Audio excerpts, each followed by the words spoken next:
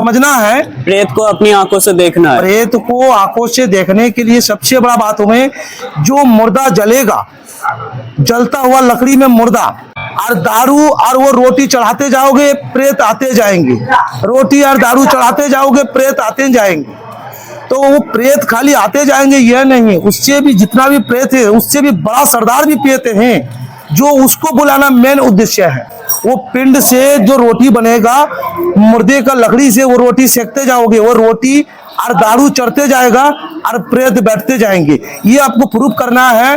तो आपको चतुर्दशी में जो अच्छा से प्रयोग नहीं करेंगे, उसको अच्छा से मंत्र नहीं आएगा, या वो प्रयोग में से कुछ गड़बड़ा दिया या कुछ चीज अच्छा से नहीं लगवाए, तो उसके ऊपर में असर होंगे।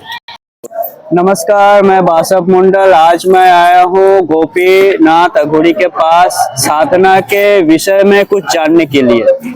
हम आपसे जानना चाहते हैं प्रेत साधना के बारे में। आपने जो अपने गले में ये जो मुंड का माला पहनकर रखे है, ये क्या चीज है? ये नरमुंड का माला है। ये माला जो पहन के रखे हैं, इनका जो आत्मा है, इनका जो प्रेत है, क्या उसके बारे में क्या कहना चाहते हैं आप? एक बात जरूर बोलेंगे, ये नरमुंड का माला है। ये नरमुंड का माला पहना जाता है।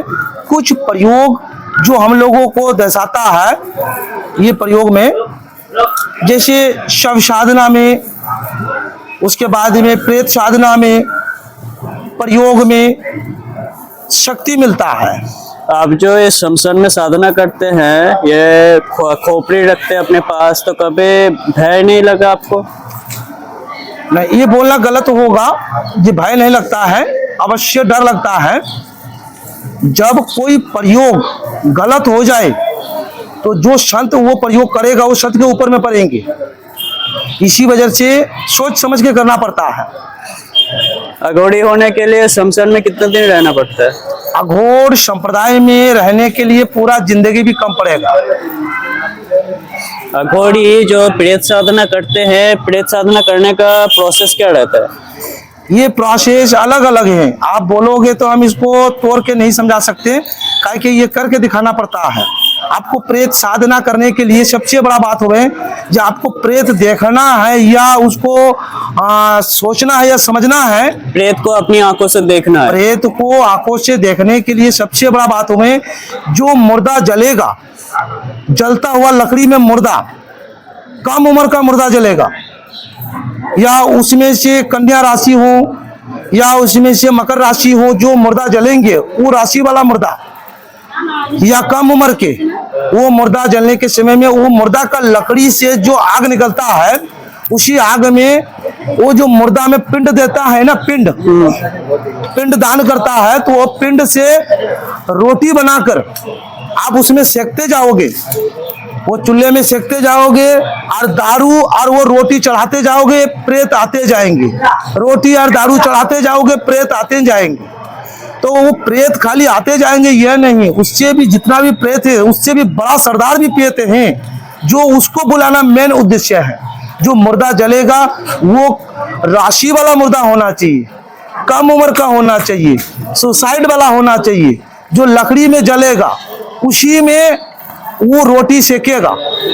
पिंड का जो लोई होते हैं, पिंड का जो पिंड देते हैं ना, वो पिंड से जो रोटी बनेगा, मुर्दे का लकड़ी से वो रोटी सेकते जाओगे, वो रोटी और दारू चढ़ते जाएगा और प्रेत बैठते जाएंगे। ये आपको प्रूफ करना है तो आपको चतुर्दशी में आना पड़ेगा। प्रेत साधना कोई अघोरी करता क्यों है?